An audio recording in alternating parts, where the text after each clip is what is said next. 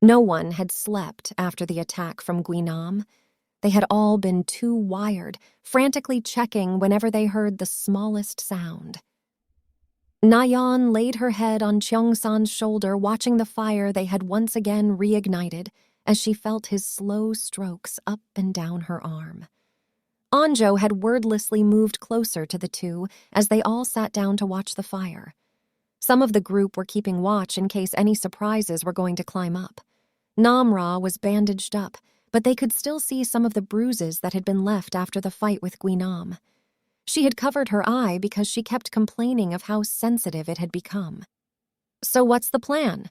Soo-hyuk asked, seemingly no one as he stared at the fire. "We have to get out of here," Cheong-san replied, as their eyes met across the fire.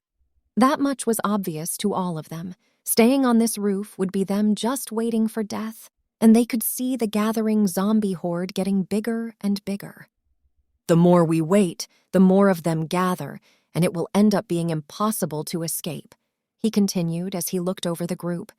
"We have to first get down the building, then figure out how to get." He was silenced as Namra raised her hand.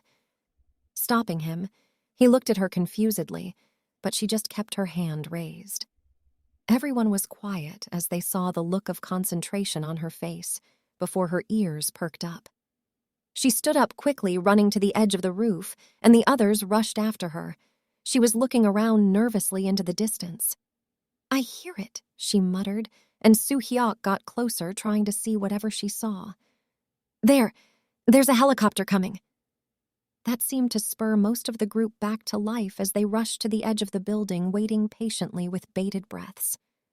They didn't want to face disappointment again after the day they had, so no one cheered or applauded. The group stood nervously praying and hoping that this time they had finally caught a break. Na-Yeon tightened her grip on Cheong-san's hand as they looked on. She could feel him softly rubbing her knuckles as he looked into the distance.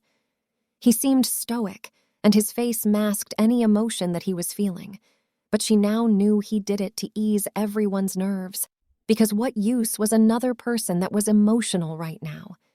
There was a flicker in the distance breaking through the dark clouds that had been slowly gathering that night. "What was that?" Dae-soo asked, but no one in the group replied as their eyes focused on the light as it dipped in and out of the clouds again. They swear none of them took a breath, as from above the clouds the light finally came down in the distance, and they could see it. In all its glory as it moved in the distance with a massive searchlight, it was a helicopter. "It's them! Oh my God, it's them!"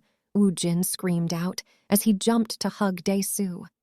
Cheong-san was watching what the helicopter was doing closely, but it was Anjo that spoke next to him. "They're running a search pattern again.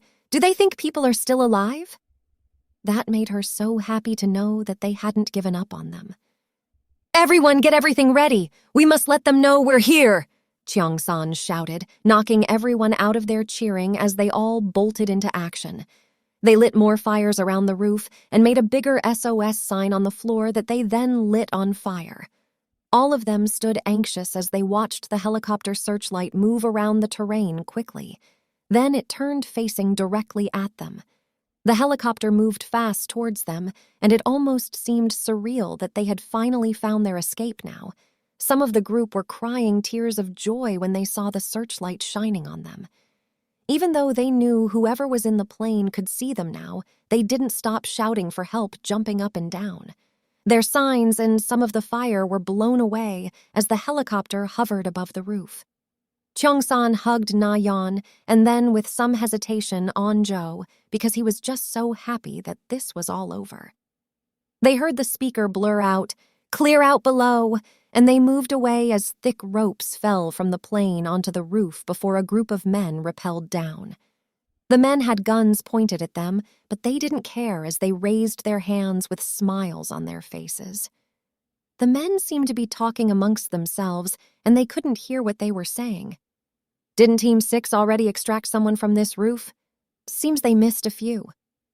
One of the men approached them and took out what seemed to be a thermometer and started measuring each and every one of them. He got to Namra and saw her temperature was low, but she looked human, Must have been getting hypothermia up on the roof.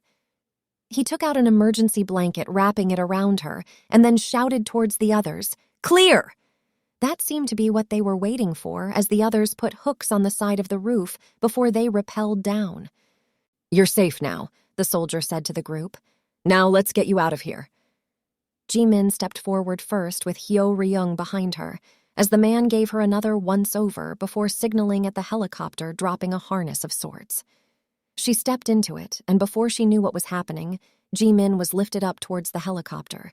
The others in the group waited for their turn eagerly. Everyone was now wondering what the others that went down were doing. Were they looking for other survivors? It wasn't moments later that they started hearing gunshots sound in the building. The group didn't want to know what was going on down there. They had experienced enough of that as is. Junyoung was now waiting for his turn on the harness as it came down. Jimin and Hyo-ryung had already gone up safely, but as he made for the harness, the soldier suddenly stopped him. He was about to ask what was the reason, but as he turned to face him, he found the barrel of the gun pointed at his head. "Step away from the harness." He quickly stepped away back toward the group as the soldier pointed his gun at the group. "What's going on?" Cheong-san asked himself. They could see that the soldier was talking to someone on his comms they could guess, even shouting before he gave a defeated sigh. The soldier was fighting with his commander because his superior was telling him that some of the infected didn't show symptoms and masked as humans. There had already been an outbreak in one of the safe zones they had set up. His commander was now asking that he shoot these school kids, because there was a risk they could be infected, but he didn't think he could bring himself to do such a thing. "Bring them down!" he shouted up at the helicopter. All this happened whilst the echoing of gunfire continued from inside the school. Jimin and Hyo-ryung were surprised when the soldiers in the helicopter told them to get off. Wasn't this the reason they were here? To rescue people. The soldiers that had gone down came back up with one of them missing and started going up to the helicopter as Jimin and Hyo-ryung were brought down. Cheong-san couldn't stand this. "What's going on? Aren't you here to save us?" he shouted, approaching the soldier angrily, and a gun was pointed at him before the sound of a warning shot rang past his ear. That cut off any protest from him and the others. He felt Na-Yeon lace her fingers with his as she steadily dragged him away from the soldier with her hand raised. They saw the rest of the soldiers rappel up to the helicopter, and then one stood alone facing them.